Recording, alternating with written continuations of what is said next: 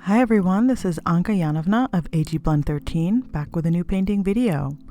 Here I'm showing the sketchbook page for my newest woodbot painting, and here's what I'll be painting on.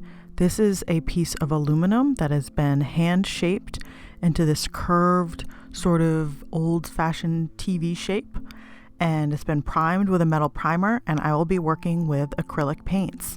But the first step is sketching. I used pencil, just graphite pencil right on the primer.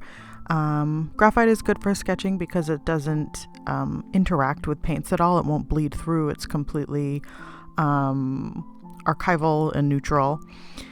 And then I head right into painting. And then during this process, you will see lots of white lines. I'm just using white chalk. And that's how I sketch on my painting while I'm working. And then I kind of wipe the dust away with my hands, or I keep a dry brush on the side to kind of brush it away. And yeah, just through the painting process, like I don't end up with chunks of chalk in my artwork. I know that's a concern that some people have said, but no, I don't find that happens. And you can always just kind of brush your hand over the piece, and if you feel any little lumps or bumps, you just know that, okay, you need to like maybe not press so hard with the chalk and just brush away it a little better. So this piece was for an art show with WowXWow, which is an online gallery, and the show was called Rare Phenomena. And the way they do their shows, it really is just you share work from your ongoing process. Some shows with certain galleries, they have a theme that they want you to kind of really create with that theme in mind. Like some things will be very tightly themed, like a Hello Kitty theme show. And so yeah, you're not just doing like a random wooden robot. I don't know how you would tie that in, but I'm very inspired by the titles of shows. And so my thought process with this was, what is the rare phenomena that woodbot encounters? And one of them is an ongoing quest for the golden harvest. So I've created multiple paintings in this series where woodbot is always holding a different fruit or vegetable that is painted in a shiny metallic gold, a gold effect created with acrylic paint. So that's actually shades of yellow and brown, and it has a face. It's kind of a cartoon character that looks very grumpy at being caught. And the idea is that these golden entities are hiding among regular fruits and vegetables. And, woodbot has to go out and scour the galaxy for these things. Go through every apple in the apple orchard before you find the one little golden one that's been hiding among all their natural counterparts. And so with this one, it was going to be a strawberry.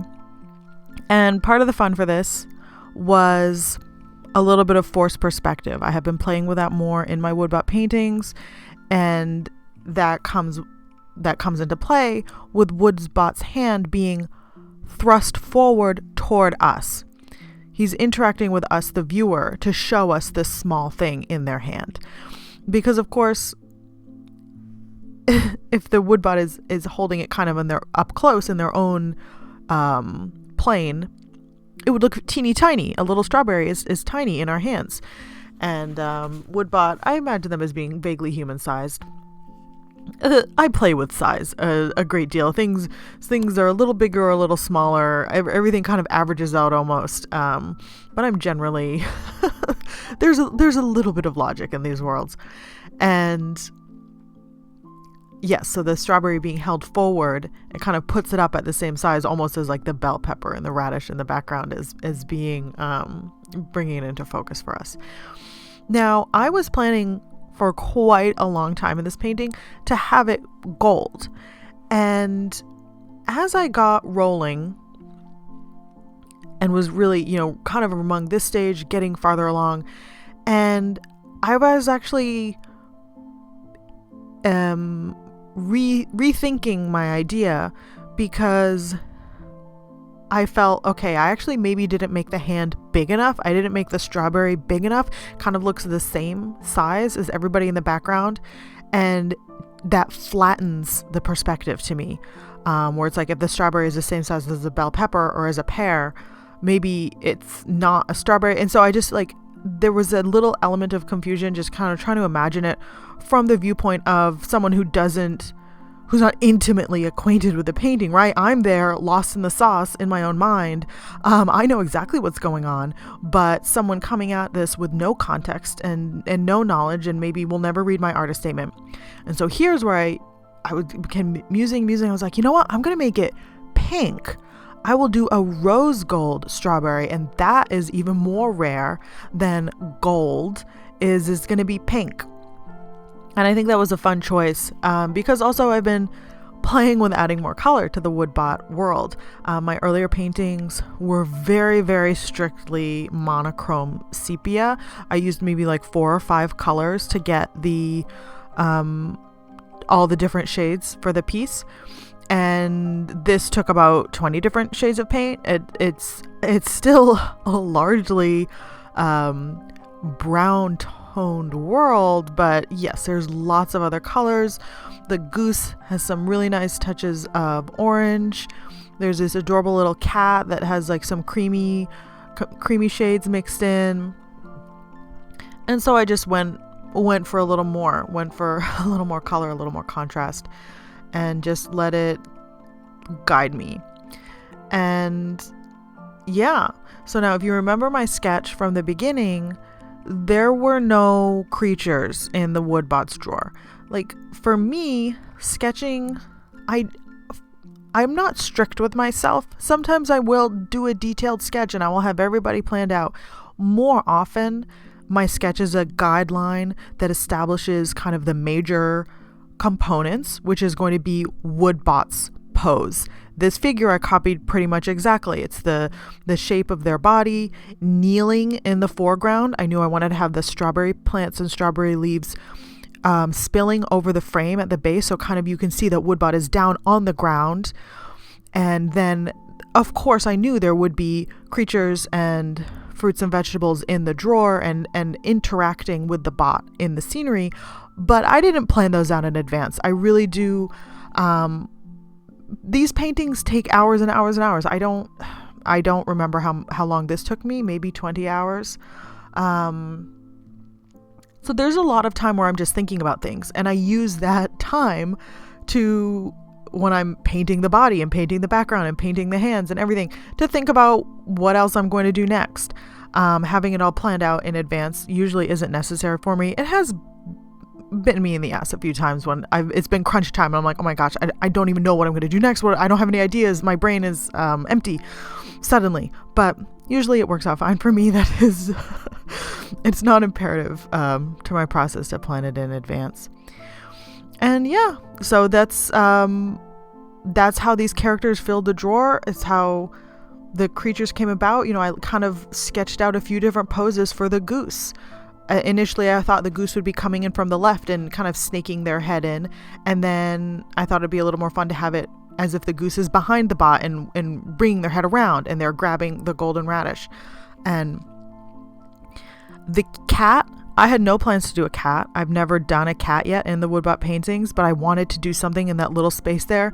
And just that became my favorite part, is this little tiny cat just gazing like with such adoration at that pair. I love her so much.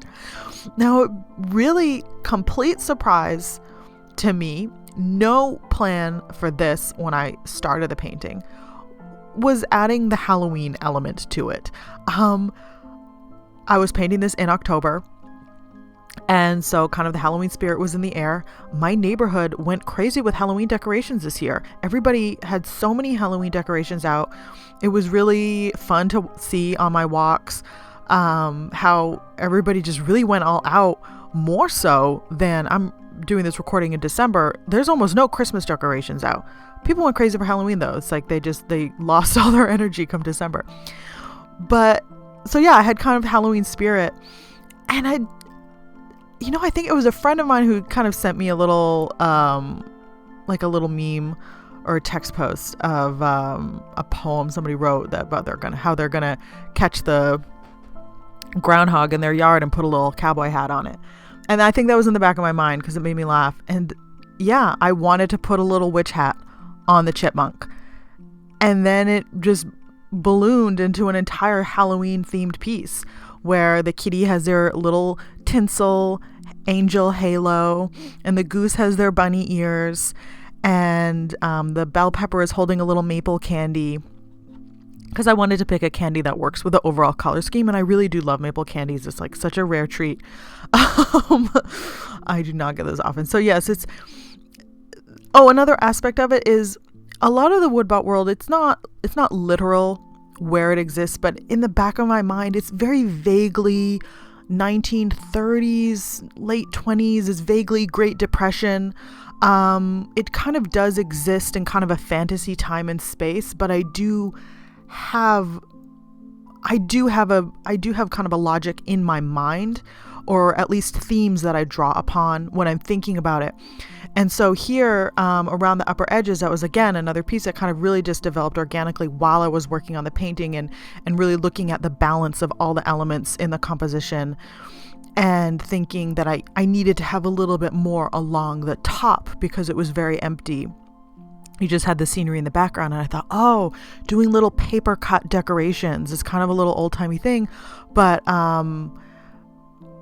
making these transparent tissue paper bat, moon, and ghost that are taped to the frame, and I painted the tape in, and I love how it looks. It turned out it was easier than I thought it would.